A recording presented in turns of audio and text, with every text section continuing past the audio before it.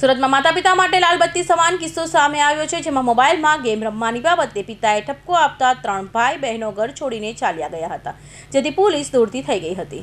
સુરતમાં મોબાઈલ ગેમની લત બાળકોમાં કેટલી ગંભીર બની રહી છે તેનો એક ચોંકાવનારો બનાવ સામે આવ્યો છે। માહિતી મુજબ 14, 11 અને 9 વર્ષના 3 ભાઈ બહેનો અચાનક ઘર છોડીને ચાલ્યા ગયા હતા। પરિવારજનોએ જણાવ્યું કે ત્રણેય બાળકો લાંબા સમયથી મોબાઈલમાં ગેમ રમવામાં કલાકો વિતાવતા હતા।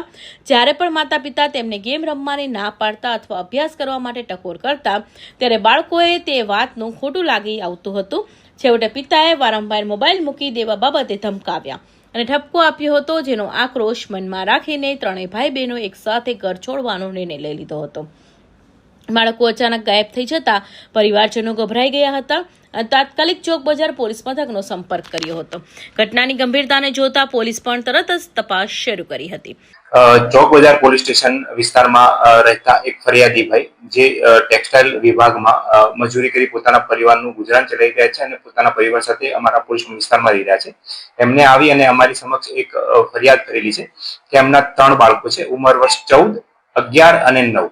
એ 3 બાળકો થોડુંક મોબાઈલમાં ફ્રી ફાયર અને અલગ અલગ પ્રકારની ગેમ્સ રમવાના આદતી હતા, તો એમને વારંવાર એમને ઠપકો આપતા હતા અને ઠપકાથી એમને થોડુંક લાગી આવ્યું છે અને લાગી આવ્યું છે તો એ સવારે 4 વાગે ઘરેથી થોડાક કપડાં અને થોડાક નાણાં લઈ અને ઘરેથી નીકળી ગયેલા છે।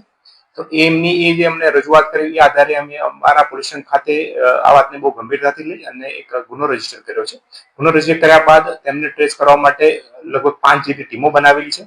વિવિધ અમારી જે બ્રાન્ચીસ છે એની બી મદદ લઈ રહ્યા છે અને અલગ અલગ જગ્યાએ એમનું ટ્રેસિંગ ચાલી રહ્યું છે અને અત્યાર સુધીના ટ્રેસિંગમાં અમને થોડા પોઝિટિવ રિઝલ્ટ બી મળ્યા છે અને એની અંદર બાળકો જે છે એ ફ્રીલી ફરી રહ્યા હોય અને એ ટાઈપનું દેખાઈ રહ્યું છે। તો હાલ પૂરતું એમના જે ટ્રેકિંગ કરી અને જ્યાં જ્યાં અમને ઇનપુટ્સ મળી રહ્યા છે ત્યાં અમારી ટીમો અમે મોકલી રહ્યા છે અને હાલમાં શોધવાની પ્રક્રિયા અમારી પૂરજોશમાં ચાલુ છે।